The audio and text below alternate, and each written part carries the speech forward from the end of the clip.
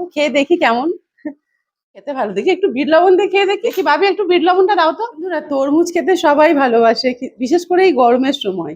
আর সেই তরমুজ যদি লাল হয় তাহলে তো ভীষণ ভালো লাগে, দেখেও ভালো লাগে আর খেয়েও শান্তি। যদি সাদা হয় তাহলেই মনটা খারাপ হয়ে যায়। তরমুজটা কাটা হচ্ছে, দেখা যাক লাল হয় কি সাদা হয়। একটু বালি বালি তরমুজ হবে তবেই খেতে ভালো লাগে। আমার সুবিধা হয়, ছুরিতে দেখি কতটা পারি করতে।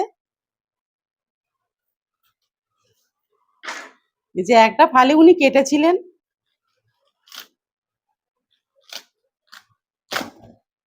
লাল আছে, তবে খুব টুকটুকে লাল না, তবে লাল আছে আর একটু বালি বালি মতোই দেখা যাচ্ছে। মনে হচ্ছে খেতে ভীষণ ভালো। টুকরো করে কেটে নি। তো মনে হচ্ছে দারুণ সুস্বাদুই হবে, খেতে ভালো হবে, তবু খেয়ে দেখি কেমন।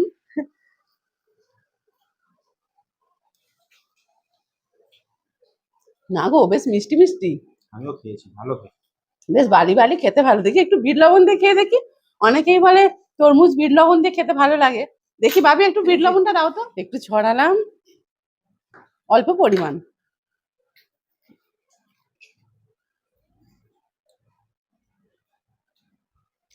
বিট লবণ দিয়েও দারুণ লাগছে, আর ফ্রিজের মধ্যে ছিল তো ঠান্ডা ঠান্ডা। দারুণ দারুণ। টাটা।